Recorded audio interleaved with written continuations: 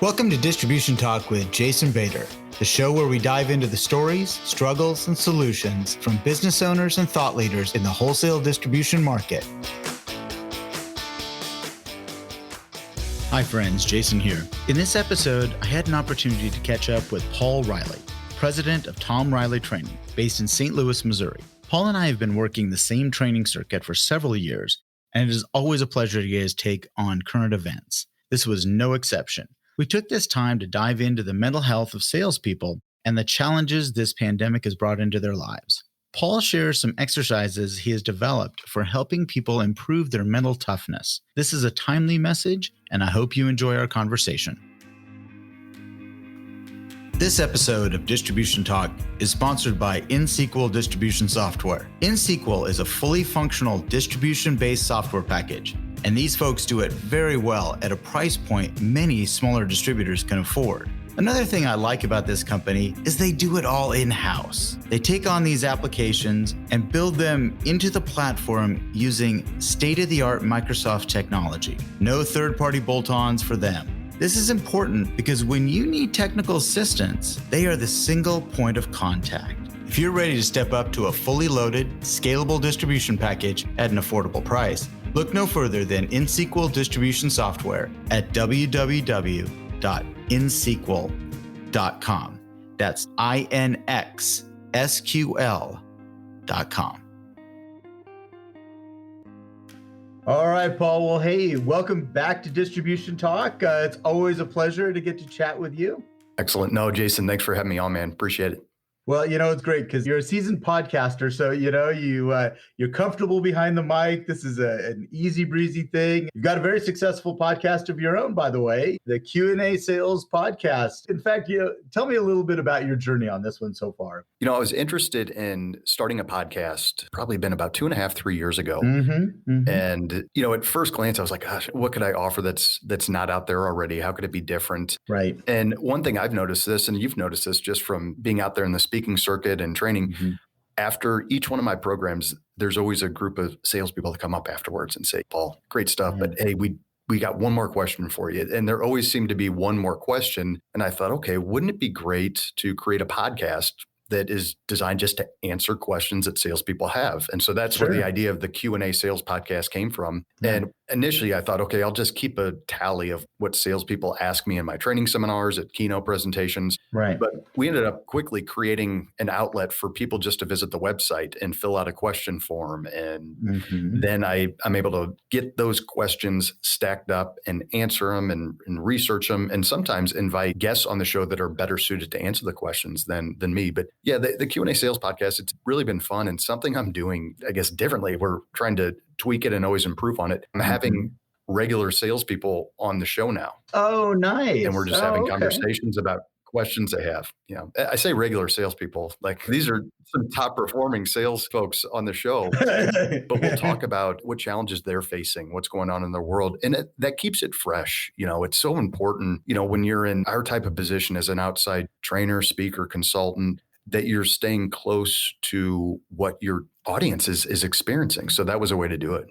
Yeah, that's great. I mean, that's exactly the same experience I've had. I have had that opportunity to hear what people are going through right now. And I'll just say, podcasting is a creative outlet. It's a great creative outlet. And you're right. You get to ask those questions, especially when you do the interview side. Now that you're getting in and doing more interview type things, is you get to ask people, things that you always had on your mind. And then, that translates into our practices, our speaking and our training and whatnot, because you get these little nuggets. And I think before that, maybe I wasn't getting those as much. And I was kind of working off my longstanding content and longstanding material and not refreshing it. So it keeps it fresh. And I'll tell you, it's kind of entertaining. I had a guest on the show last week, and we were talking about cold calling. And I just asked him, I'm like, hey, what's the weirdest thing that's ever happened on a cold call? I think I saw you post this. Yeah. And he was talking about how he was visiting with a customer who happened to be at their house. So they operated their business out of the house, which caught him off guard a little bit. Sure. And then during their meeting, like 5 cats came out of the closet and just started crawling all over him and all this. I'm like, man, that is pretty weird. And especially cold calling at somebody's home. I mean, that would just be bizarre. Yeah. It'd be uncomfortable, especially if it just Yeah. didn't go well. You're like, how do I get out of here quickly and gracefully? And I understand that you're following now, on your podcast. I mean, you've actually been very successful. It's gone very, very well, but you've got a lot of international listeners. Yeah. It's crazy to me how, podcasting, the way I view it, and I heard a podcast guy, for lack of a better word, I think he runs Podfest. He was talking about how podcasting is basically taking your voice and making it Googleable around the world so people can find you. Interesting. Okay. And so the podcast is now in over 75 countries. India is a big market, a lot of downloads. Yeah, that's what our shared editor, she shared that with me, that you are big in India.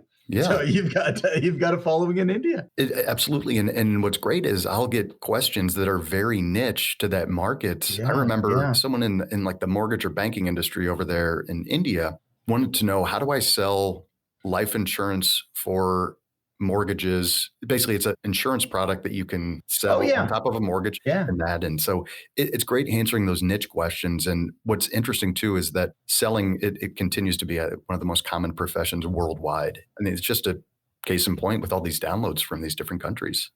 It is. It's fascinating. I remember the first time I looked and I said, wow, Ghana, huh? Yeah, Ghana. Somebody downloaded me in Ghana.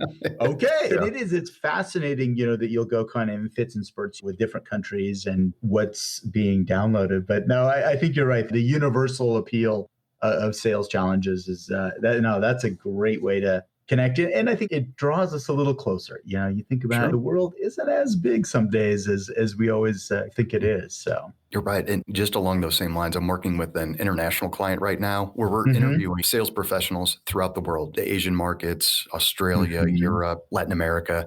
And price continues to be one of the biggest challenges, overcoming price objections. So that good news is people are cheap everywhere, not just here in the States. Right? That's what I took from it. Oh, it's funny. I'm glad both of us had got into this and really have enjoyed that interaction and whatnot. But, I think it's also led us to really keep a pulse on where people are mentally and where they are in their current environment. And so, now over the last 18 months, our world has changed pretty dramatically. And so the group, I think I shared with you a little bit, the sales managers that I talk to on a regular basis as well. They've talked about their salespeople struggling. Now, they're killing it. From a commission standpoint, they're killing it. Right. The sands are shifting all the time. It's difficult to maintain what worked last week, can't work this week. And it's really a difficult environment right now. So, and I think you've been very in tune with this kind of struggle. Yeah, absolutely. And that's one thing I've noticed as well. About a year ago, around this time, right, we're well into the pandemic. Right. And a lot of my clients are saying, hey, business is actually pretty good. I'm like, oh, that's great. Wonderful. I just start talking to the salespeople. I'm like, so how's it going? And it's a pretty simple question.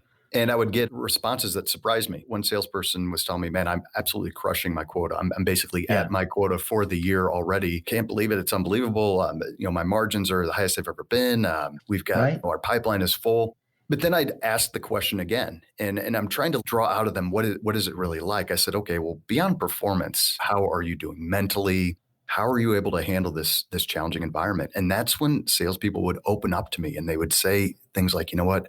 I'm struggling mentally. This is so taxing. I'm just exhausted from not just managing the virtual work environment or work from home, but trying to teach my kids, trying to babysit them throughout the day and get my work done. I'm trying to plan my next year. I'm looking ahead. Everything seems uncertain. I'm sick and tired of Zoom meetings and getting on video calls and sending emails. I'm just mentally exhausted. And I thought to myself, this is something that we need to address because performance does not equal happiness. Right. Absolutely. Just because things are going well. And think about that, Jason, how often in life, we meet people that, let's say they're extremely wealthy or they're successful by every business metric you can imagine, but they're just not happy. And that's something that is going to continue to be a challenge until we're through this.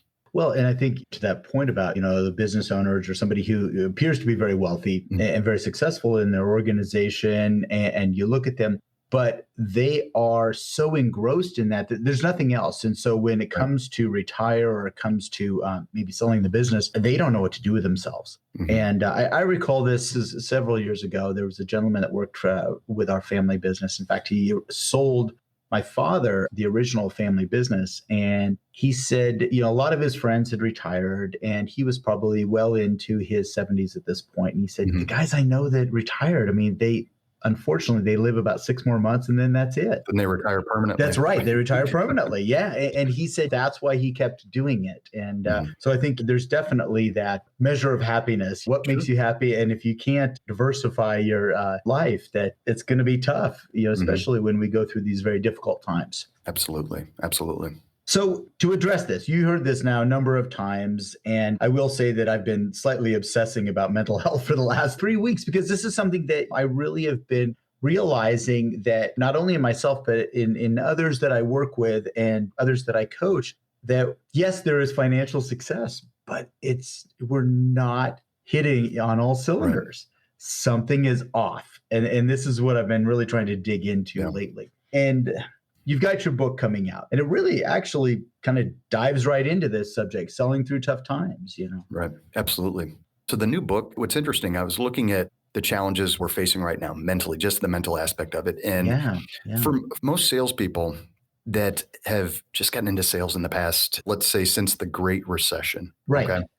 That back in 08, 09, right. So many salespeople right now are facing tough times for the very first time. Sure. And they have not built that foundation of mental resilience. And so with the book, rather than it just set up as a traditional selling book based on tactics on how to sell during tough times and downturns, whatever it may be, industry disruption, a recession, which the book is filled with that. But the first section is really about the mental side of selling through a downturn or through a tough time, because every seller struggles, whether you're new to sales, whether you're experienced. It could be just trying to build your business as a new salesperson. That can be struggling. It could be a sales slump for an experienced person, but the key is building the right mental framework, because so much of business and life is obviously based on our attitude, our mentality. It's especially true in sales, because every single day you need to perform at your absolute best. And you can only do that if you're thinking your best. If the most important conversation we have every day is not the conversation with our customer, it's the conversation we have with ourselves,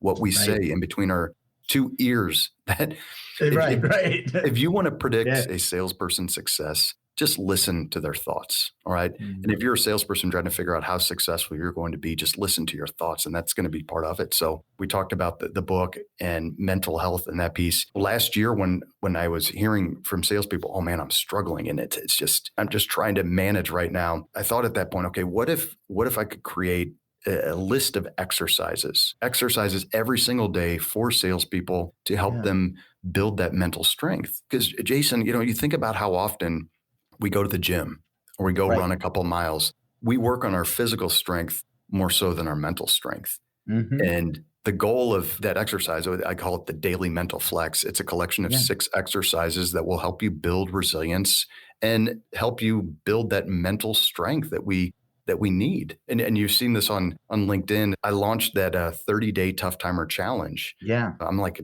day 12 now, I think is where I'm at on it. And this was a kind of a challenge for salespeople, something to build camaraderie with your team, for the sales community. And the challenge is pretty simple. Every single day you have to complete the daily mental flex, which is 6 exercises. Exercise 1 focuses on gratitude. Exercise 2 focuses on continuous improvement. Exercise 3 is self-discipline. And then we have positively reframing negative events, pruning negativity from our lives. And the final exercise is about reducing friction, which is setting yourself up for tomorrow's success today. But the other side of the challenge is planning every sales call, being intentional with our efforts. Right. And by doing that, it just helps build that mental strength. What salespeople that have been doing this have told me is that what's great is I'm accomplishing something every day. Every day I feel like I'm moving forward. I'm getting stronger. Oh, that's fantastic. I mean, I'll tell you, the planning piece at the end, I find that is such a confidence builder. It's almost like a relief. If you have really spent time and you've planned out that next day and that next call or the next week, or even gone further than that, man, all of a sudden you have this space that you've created for yourself that you can do more with. If you were always coming 11th hour quarterback, you're the procrastination king, which I identify with, trust me, really, really well. But if you do that, there is no space for that creativity. There's no space for that additional effort that you can put in. And I think that's what gives you that opportunity. And so, no, I agree with the mental health aspect here, because we can have all the tools and all the tricks in the bag and all these different things, and we can know the product. We can have the greatest features and benefits known to man. But if you are not in it, if you're not ready, it's just not going to go well. It just isn't. I remember being in sales, and if you're in a sales slump where you're struggling, we've all been there, just how exhausting it is to try to get yourself amped up, to try to get out of that dark spot you're in. Right. And if you're not operating at 100%, if your attitude, if your heart and mind is not in it, customers sense that. It's not that they sense that you're like a Debbie Downer, or that you're a pessimistic or negative person, or you just seem like you're feeling sorry for yourself. What they notice is the absence of enthusiasm and passion and excitement, things that influence. And when that's missing, we're not going to perform at our best. If it's funny, you should say that. I every once in a while I get a chance to coach salespeople, manufacturer sales reps that are selling into distribution, and we talk about PK sessions and getting in front of distributor groups, not only sales but some of the internal salespeople as well. And I said, look, if you're not a cheerleader for your products, if you are not enthusiastic, why should they be? They've got 300 other supplier products that they are selling. Why should they be enthusiastic if you're not? So absolutely. Yeah. You've got to be remember the Spartan cheerleader skit from Saturday Night Live, Will Ferrell and absolutely. Sure. Sherry O'Terry, maybe that was her name. I forgot. I don't recall. Yeah. You got to be that cheerleader though. Right. Yeah. Absolutely. You do. And now not everybody does have that cheerleader mentality, and that's just not who they are. And I will admonish people, don't try to be that if you aren't. Sure. Yeah. Be authentic. God, I remember trying to be a speaker like my previous business partner, the gentleman I bought the business from, and trying to tell the jokes like he did. And it was awful. So I think in that authenticity, you just have to really feel that, but you can have that in your own way. There are definitely various ways to convey that. But if you don't feel that enthusiasm, if you can't bring that, then there's no way that client will. And again, it just isn't going to work as well as you would hope. You might get the sale because they really, really need it. Like right now, you might be getting lucky, but it's not a sustainable practice. Right. Absolutely.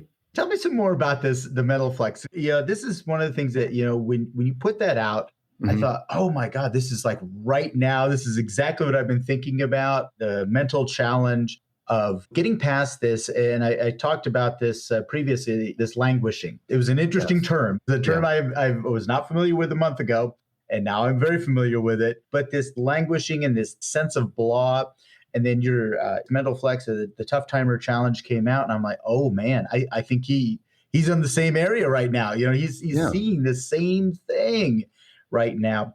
So tell me a little bit about, where did the 6 different steps come from? Is this something that you researched? Is something that you went through? How did that come about? Yeah, really, it's all of the above. So when I was writing the book and going through that process, the book has a section. It's called What It Is to Be a Tough Timer. And a tough timer is kind of like an archetype. It's the individual who's able to thrive through challenging times. And we developed this archetype just based on our experience in training salespeople for the past going on almost 40 years. And there's been a lot of ups and downs. There's been a lot of recessions through there. There's been downturns, industry specific rolling recessions. And during those times, we've noticed there are certain salespeople that thrive. They're able to just crush it still, even in a downturn. And so what we wanted to do was create a way for any seller to develop the mental strength that they have. And so we looked at these individuals and we identified some areas where they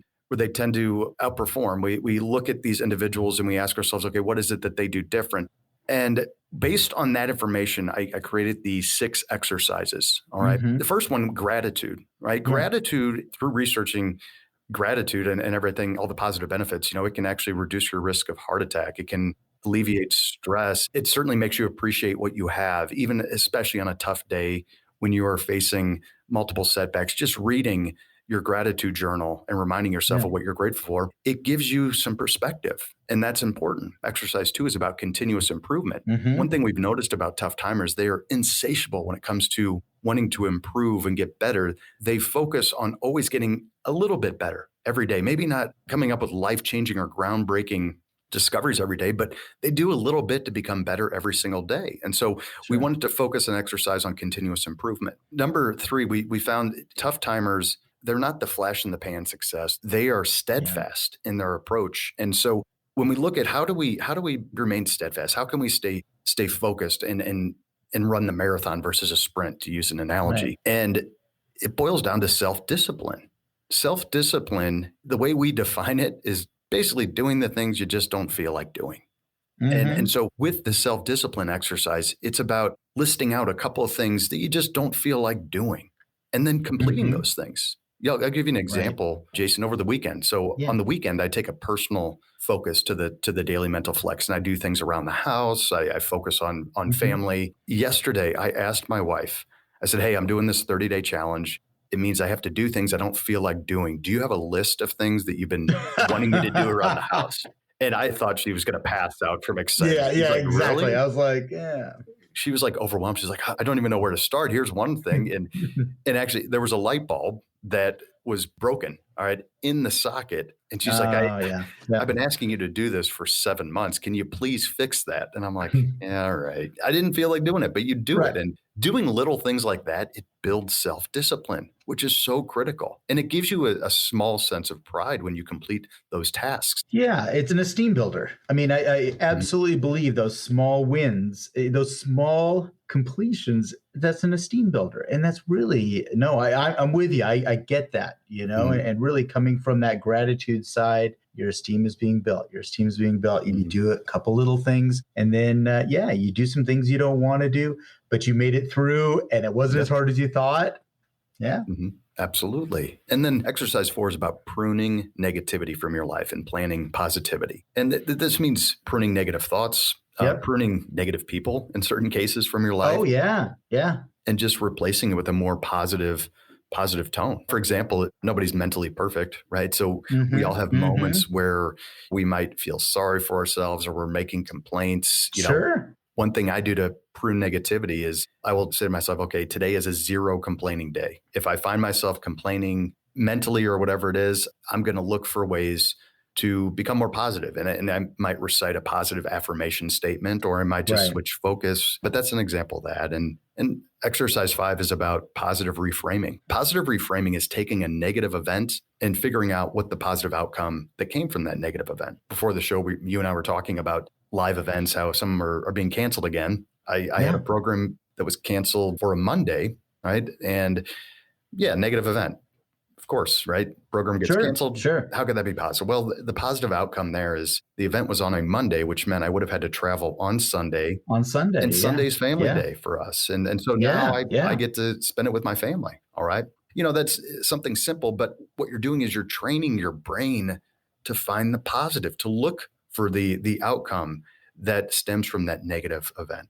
Absolutely. No, that makes perfect sense. Yeah, looking for that silver lining. And I remember, in fact, one of the things that I did actually just write an article. Sometimes you forget about writing because we write so much. You forget about, what did I write about last month? Yeah, but it was supply chain silver linings, and there was just some little things that, I had asked that, I'd called upon my groups, and asked them, hey, what was the silver linings? And so again, it is that reframing and that ability to look at a silver lining in a very difficult time. Supply chain mess is a difficult one. This is one that's causing consternation all along the distribution spectrum and frankly in the manufacturing as well. But, looking for small little things, taught us to be more resourceful, looking at other products and frankly, raising our margins because we can right now and things like that, So I totally understand where you're coming from there. Yeah. Absolutely. It's an interesting time for sure. And especially with supply chain disruption and that. And just to complete the daily mental flex, the final exercise, we call it reducing friction. So that's really about setting yourself up for tomorrow's success today. For example, if you're a salesperson, you say, okay, my goal tomorrow is to make 10 prospecting calls. All right, what can you do today to make tomorrow easier? Can you get the list of prospects together? Can you do some research ahead of time? It's just about proactively setting yourself up for success. Absolutely. And then again, creating space for yourself, creating that ability for you to do just a little bit more, when you go and make that call, a little bit more. It's that I'm ready. I'm in a positive mental framework. I am ready to just do a little more than I did before. Just do a little bit more to see if I can close that or if I can help someone else through a difficult challenge. I think, that's another area that I've always found helps me reframe my thinking is when I reach out and try to be of service to somebody else. I find that if I can get out of my own headspace for a little while and help someone else with whatever it is, whether, it could be physical, mental, but if I can do that, then I am now better prepared to go into whatever challenge I'm going into. Yeah, that's a great example, Jason. Just stepping outside of yourself and looking to help or serve and just do those things that maybe even take the focus off of yourself. That's exactly it. That is. Yeah. Because no, that's interesting. That's great. Recognize that other people are struggling as well. That, you can pick up the phone and you pick up the phone, ask somebody how they're doing. And if they'll actually answer honestly, there's the standard, I'm fine. But every once in a while, you're going to catch the, man, I'm not doing so great. I'm off my game. That is that opportunity to be of service. And frankly, will take you away from, some of the things that are clouding your head at the point too. Absolutely. Yeah. So then you go into the planning. So you said you're in day 12 of this. Yes. Yeah. Day 12.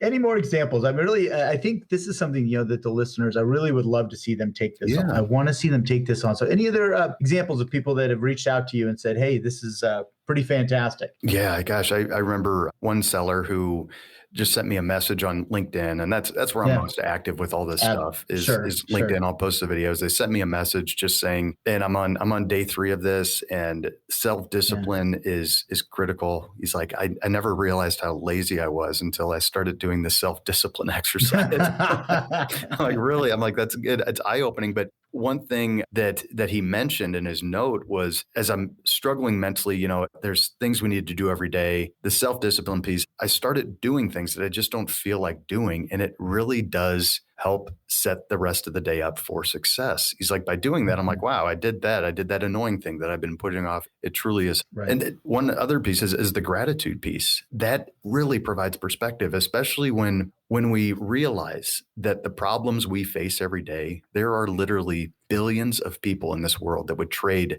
their problems for our problems any day. Yeah, absolutely. That gratitude provides perspective. It does. I mean, actually, I was given a tool years and years and years ago about coming up with a gratitude list. Mm-hmm. And it was just the alphabet. You just start with, what's an A word I'm grateful for? B word. It's it. And it was also one of those things that helps you go to sleep. Mm-hmm. If you're struggling, you go into sleep, it was do your gratitude list, and you just kind of roll through it, do that mental exercise. And, by the time you're at Z, you're just about cleared out. And it really, I found it to work really well for me. That was a tool that I was taught, quite a long time ago. So, thinking of the alphabet piece, when you get to X, I mean, I gotta wonder what's like. X What am I gonna? That's a tough one, man. All those xylophone lessons I took in high school or whatever. Gosh, absolutely. That X-ray I have coming up, and then you can go to the medical moment and then really get. I'm grateful I am not having to get X-rays all the time. Because I actually landed that jump and I'm not going in for another MRIs. Those are grateful moments right there. Absolutely. And one of the things, if I could I wanted to touch on something here on the pruning thing. You got me when you mentioned pruning people. And I think that's really important. There is, again, kind of an old adage. Why do you let people inside your head that don't pay rent? Why do you let them occupy your head? And that's always stuck with me. So yes, there's those negative people that seem to take up this extraordinary amount of headspace. Right. And by getting out the broom and you got to broom the people out of there, I think that's a really important way to improve your mental approach, your attitude towards whatever challenges you're going to be facing that day. Absolutely. And other things you can do, for pruning negativity, I don't really watch the news anymore. I stay informed, but absolutely. I'm hearing you, Paul. Yeah. That's one where I prune that from my life, and it's important to stay informed, obviously, but there's other ways to do it. But that's an example. And that's why, if it bleeds, it leads. That's the old expression in the news world where the most negative, fear-driven stories are going to lead. They're going to be the most compelling because fear is the strongest motivator we have. So that plays into it. That was one of the ones that one of my groups, we went through this exercise, talked about, some of the things that we could kind of do to not only stay present, but to kind of shift our thoughts. And one was to stop listening to the news or cut out Yeah. news. That one of the group members, she had said that she had an hour commute, into the office. And she was absolutely, by the time she got to the office, she was so filled with negative thoughts and so frustrated and angry that it took her another hour and a half to detune, just to relax a little bit so she could actually get into her work. And she said the best thing she ever did was just stop listening on that commute. And now, she listens to more positive, podcasts she enjoys. She listens to audio books and things like that. But that is what, I would agree with you, man. That just, scalpel that out. And I think also social media, negative social media. I've had to be very careful about this one that, I do not watch social media or don't participate in social media about, where I live, for example, just because I like it here. I don't want to screw that up, and if I'm listening to all these people talk about how bad it is, or people moving in here and it's getting so crowded and it's smoky right now, that is going to bring me down. I don't need that in my life. Right. Absolutely. And you get to choose. That's the great part is you have that choice. That's within your control. Yeah. Yeah. No, it's really funny. And then you were talking earlier about people, having that conversation between their ears, that most important conversation. And, look, most of us, have a black belt and kicking our own ass. So, it's not as, we are not, we have this propensity to really dwell on these negative thoughts. But, having some tools like you were suggesting, to bring you back into that positive headspace. I mean, I think that's really something that we need to aspire to. But one thing I did want to ask you before we close up is really what either business owners or sales managers can do to kind of recognize somebody who's struggling, or how do they break through that? How do they help those really that they're charged with serving? How do they help them kind of break this cycle? Yeah, no, that's a great question. So the sales team that is complaining is not the one you need to address. It's the sales team that's not complaining. The salesperson who's not willing to share feedback, constructive feedback. Because salespeople, they're passionate. They want things to improve. They want things to get better. If they're facing supply concerns, right, and they're saying, "Why can't you get more product for us to sell? This is terrible." Right. That's fine. It's the salespeople that are not complaining that you need to worry about. And I know that sounds counterintuitive, but here's what happens when complacency sets in, when they've just given up hope, people just don't complain. They don't care enough to complain. And so I would be, if I'm a sales manager or sales leader, I'm going to look at those team members who are usually pretty vocal about how things need to change. And if they are not complaining at all, if they seem just kind of even keel, almost neutral, hey, maybe just have a conversation with them and just say, hey, how are you doing? What we're talking about is improving mental strength and mental resilience. By no means is it going to be a cure-all for someone who's facing some real tough mental challenges. If you're a business owner or leader, your company likely has resources to help employees that really need it. Make all of your employees aware of that, that, hey, there's stuff available for you, because that is critical. But I would look for, it's amazing how they call it a mom's intuition, and that a mother always kind of knows there's something going on with their kids. I think sales managers and sales leaders also have that ability with their team, with their salespeople, and just listen to that voice inside of you that says, hey, we need to help this team out, or we need to try to do this, or we need to address this. If there's a reason you're feeling that and thinking it, then there's a reason. So you got to address it. And it's okay to be vulnerable too. As a sales leader, letting your team know that maybe it's been a tough year and a half for you as well. Right. Not necessarily using that as a way to say, hey, it's tough on me too, not just you guys. I'm feeling it as well.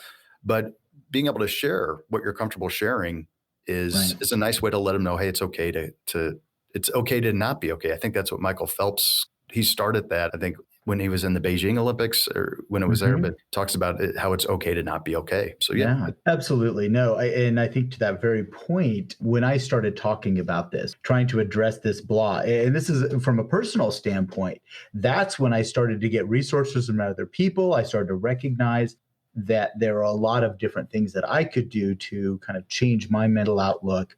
And I think you're absolutely right. By being a little bit vulnerable and sharing that, all of a sudden, the universe comes back to you and says, okay, here are some things, and you don't feel as alone anymore. And so absolutely, I think you're right. If you do start seeing someone, being a little more quiet than usual, that's probably a good sign. And, to your point, empathy is a big, that is such a critical component about serving a team, no matter who, which, team you're involved with, or if you're the owner of that business, is showing empathy. I mean, that can be just such a game changer in an organization. Absolutely. So, yeah. Absolutely. Well, Paul, your new book is coming out when? When do we get to see the new book? What's cool is you don't need the book right now to get some value. Actually, I created a new website for this book. It's called toughtimer.com, TOUGH timer.com. And actually on there's more information on the 30-day Tough Timer Challenge. Also, there's a section called downloads that you can download resources that I have on how to help you sell during tough times, but also you get a few complimentary chapters of the book that you can download and read. But the main event is September 28th. That is the in-store date where it should be available at Barnes & Noble, Chapters, on Amazon, of course. So September 28th is the big launch date. And the website, toughtimer.com, has there's so much content there, which it's funny. My publisher was like, why are you giving away all of this content? I'm like, well, I go with the message. It's about helping salespeople. And when salespeople are struggling, you want to give them as much guidance and resources as you can. So there's, everything from presentation planners, a couple of handouts that are related to each critical selling activity through tough times. So there's quite a bit of information there.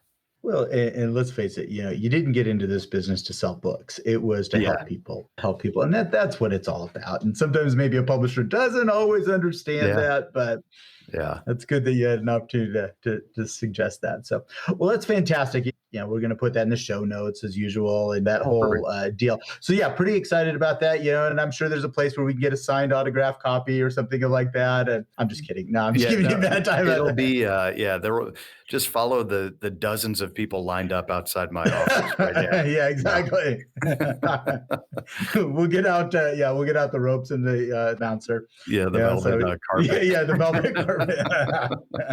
All right, my friend. Well, hey, it's always such a pleasure catching up with you. And, I'm glad you jumped on this. This is a perfect time for this. And this is, I think, going to help people tremendously. Excellent. No, Jason, thanks for having me on. Appreciate it. And appreciate all the work you do as well. And thanks for being a great resource for not only distribution, but sales, business operations, everyone. Thanks, man. All right. Take care. Thank you for listening.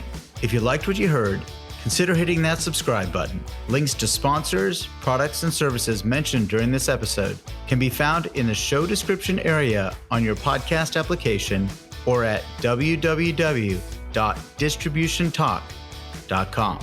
Distribution Talk is edited and mixed by Andrea Klunder and Edwin Ruiz at the Creative Impostor Studios. This episode was brought to you by my company, The Distribution Team. We are a consulting services firm dedicated to helping wholesale distribution clients remove barriers to profitability, generate wealth, and achieve personal goals. To learn more about how we can help your company succeed, check us out at www.thedistributionteam.com.